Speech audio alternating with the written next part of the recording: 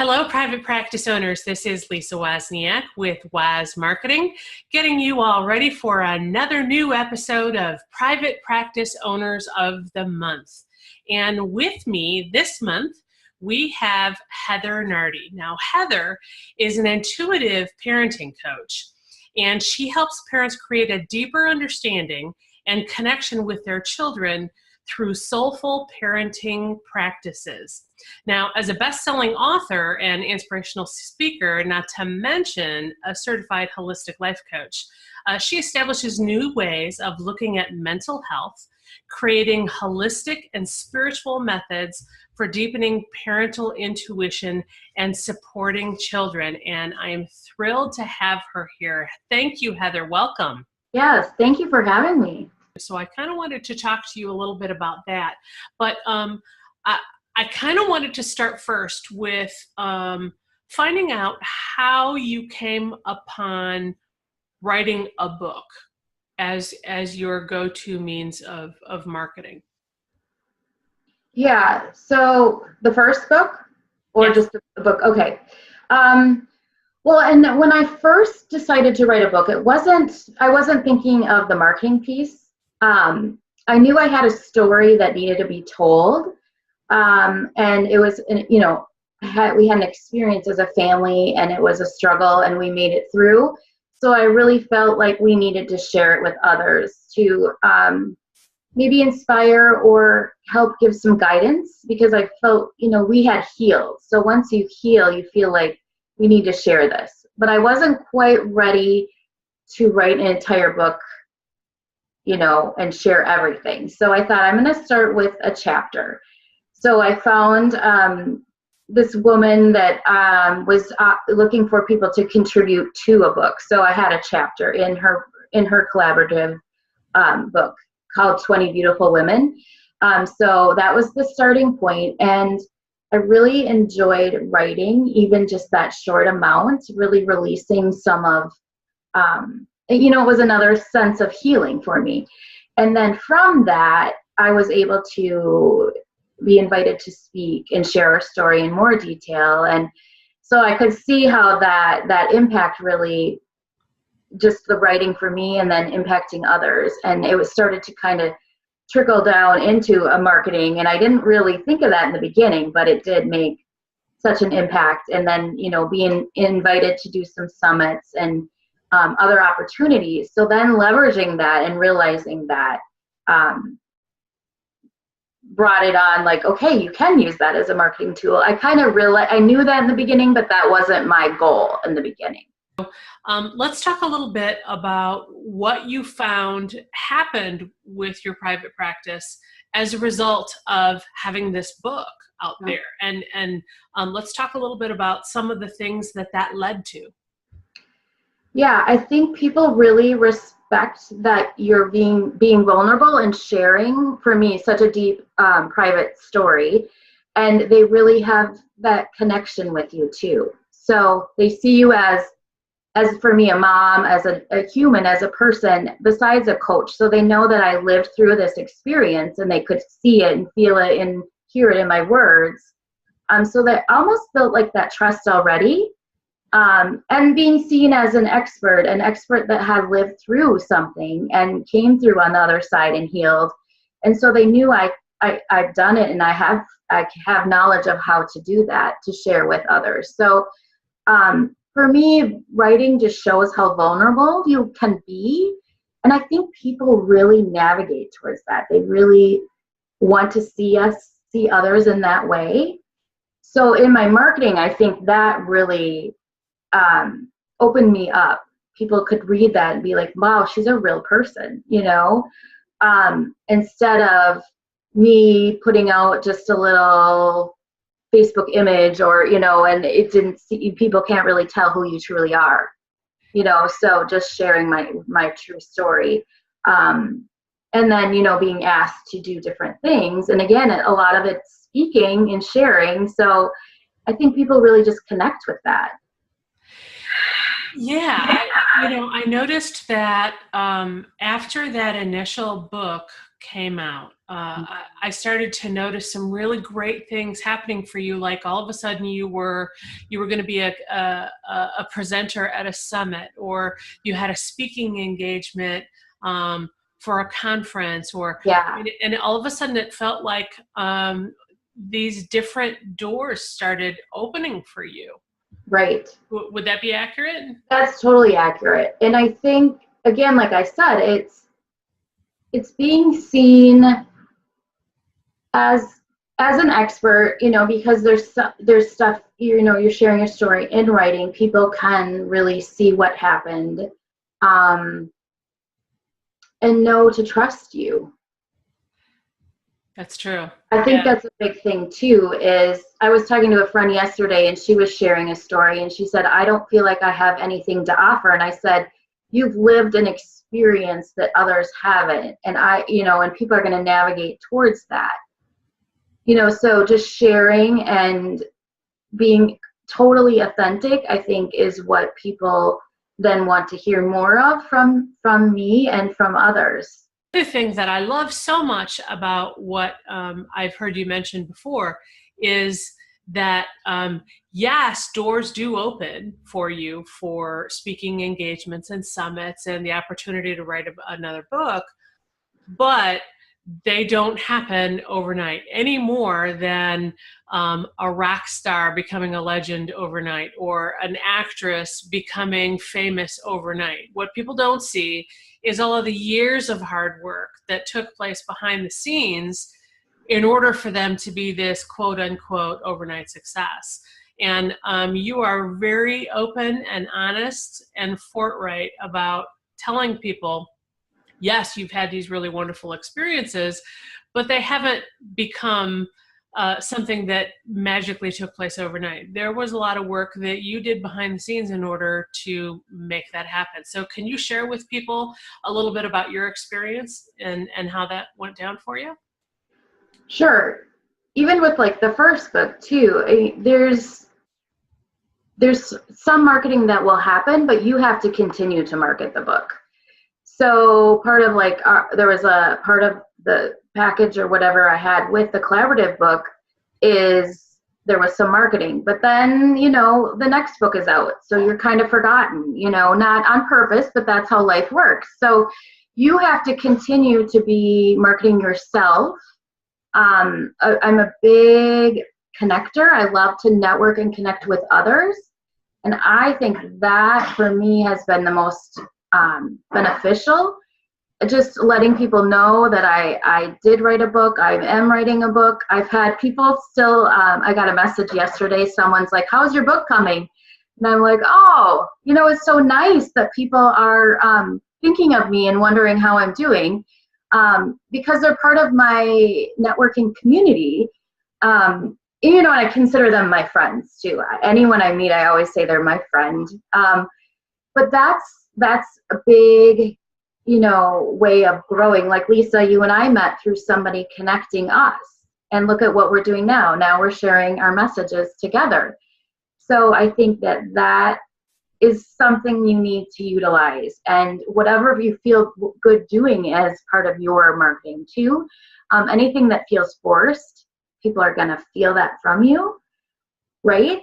But you still have to continue to do whatever to get your book out there. Even if it's been a year or whatever, you still need to continue to show your book and be active in promoting that. Otherwise, it was just a book that's on a shelf somewhere and it got lost, So, and I think what happens a lot of times in the beginning when people write a book, it's your friends and family that are going to buy your book. That's kind of your inner circle. But if you have a big group in networking, they're going to buy your book and share it and want to, help promote you too. So, even maybe before you write, trying to make sure you do have this great group around you that will help promote you for free, usually, because these people are your kind of your team and your, but yeah, it's not easy. It is not, it's work. So just writing a book and then thinking it's going to be bought by everyone is not is not the truth. And speaking opportunities aren't going to just show up at your door. I've had to message people and call people and send out, this is what I'm up to. And it's not success overnight. Also wanted to talk really quickly about the two different methods of writing a book. When you and I talked, I learned a lot of information about writing a book that I didn't know before. The approach that you took for the collaborative effort on your first book is very different than the book that you're doing on your own now. So can you help folks understand the two different methods and the pros and cons? Sure. So the first book, the collaborative book, was done on CreateSpace, which is an Amazon company. So CreateSpace, and I wasn't involved in using CreateSpace, but I'm aware of how it works. So CreateSpace is a free platform, and it is what a lot of people are using right now for self-publishing. So I believe it's a free service. I'm not sure. It's very low cost. So you are just submitting your writing. There's no one to edit it. You're picking your cover design on there. Then it's on Amazon. Your book would be on Amazon, and it would be on Kindle, I think, is an option too. So it's very quick to get your book out into, and then say you're a published author. And then there's ways to get yourself to be best-selling author. I'm not sure on all of that piece, because our book did get to be like an Amazon best-selling book. So we can say, I can say I'm a best-selling author because of that. But the woman I worked with, she got to do all the logistics and all of that piece of it. But I know a lot of people right now are doing the self-publishing piece, and that's what we did. And that was with Amazon's CreateSpace. And that's a quick way to get your book out there and done. But a con of that is, again, like, you're not having somebody edit it, and you might be rushing yourself because you're excited to get it out there into the world. And if there's an error in it, Amazon's not going to, catch it or correct it. It's going to be out there permanently. It depends on how people want to do it. I see a lot of people self-publishing right now. For me, I went the more of a, not traditional, but they call it a holistic route, which is going with a company, a publishing company. I had to purchase a package, so I am paying for the services. But I have an editor, I have copywriting, I have someone to help me design the cover, I have a coach to help me with my writing, which is amazing, because my writing, I'm a pretty good writer, but she made me think of it in a different way. Like, let's say your audience is this person, how would you want them to, hear your message? So really amazing to have someone coach you through, because you can tell your story, you kind of have tunnel vision on your story, and you're not thinking of what maybe the reader, how they're perceiving your story. So to have somebody coach you through that, I didn't want to just write a book. I wanted it to really have a clear message, and I wanted it to be done well, and I want it to be out on shelves. I want it to be where anyone can get it, because I feel like this message I have needs to be heard. And I'm so passionate about that I need to have it done well, right? And I wasn't going to just rush through it and put it in self-publishing. I really feel like I had to work with a company. They help a little bit in the marketing in the beginning, but again, right now, this publishing world, there's not many companies that help you with publishing long-term or marketing long-term.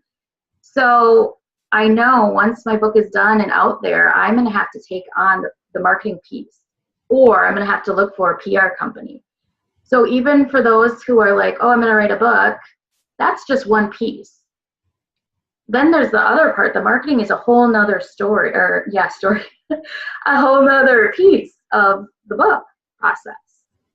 I don't think that people realize that either. What impact has this entire process, both books now, as a whole, what what impact has this made in your practice? Because you are a certified holistic life coach. How has this impacted your practice? It has really brought on a different group of clients, and clients from, not just locally, because I'm networking and mainly networking locally. So I'm reaching, like I've had client in England, so I'm reaching like global areas too, as well. And part of it is I've had the opportunity I've had a couple blogs on Huffington Post. So as soon as you're writing, I think you're seen as too a writer. So you have the opportunity to write in different areas or different opportunities like blogging and or taking pieces of your book and sharing that in blogs or other spaces. So I think that the book did give me opportunities to share my message in different chunks in different places.